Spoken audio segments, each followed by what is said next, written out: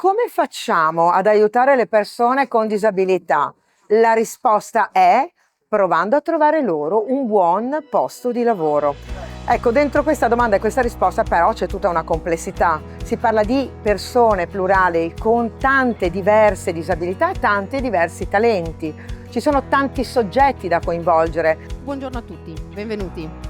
Due pilastri fondamentali sono quelli dell'inserimento lavorativo e anche, se possibile, l'autonomia abitativa. Sull'inserimento lavorativo oggi ci sono molte iniziative, molte realtà. Chiaramente i servizi sociali si basano su quelli che sono gli inserimenti lavorativi tramite i SIL, che sono all'interno delle aziende sanitarie, tramite i tirocini della legge 68, ma anche tramite tantissime altre esperienze che sono partite dal basso, partite dal terzo settore, quindi la grande collaborazione con il mondo del terzo settore, in particolar modo con la cooperazione sociale, in progetti sperimentali, innovativi. Abbiamo una legge fortissima, granitica, che c'è da tanti anni, ma che ha necessità di un make-up perché il mondo del lavoro è cambiato fortissimamente e su questo c'è un dialogo europeo molto forte. Il Ministero ha fatto dei passi avanti, abbiamo istituito una commissione specifica per i benchmark positivi che ci sono in questo mondo, il decreto interministeriale che fissa quei incentivi che sono incentivi notevoli verso il mondo delle disabilità. La conferenza permanente per l'inserimento delle persone disabili è molto importante perché ci dà modo di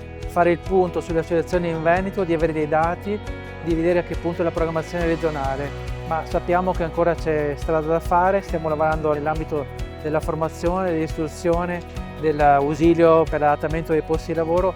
Siamo un pacchetto di servizi che dà risultati importanti, ma ripeto che deve darci ancora stimolo per fare nuove azioni perché ancora abbiamo posti di lavoro scoperti e persone disabili che hanno bisogno, che devono trovare un posto di lavoro adeguato alle loro capacità.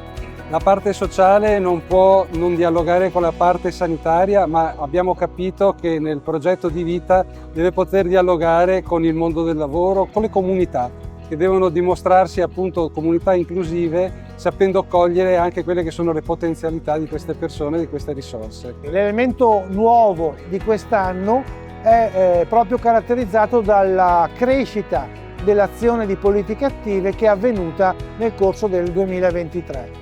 Questa crescita di interventi sulle politiche attive ci permetterà anche di ridurre il numero di persone in difficoltà che possono essere inserite nel lavoro.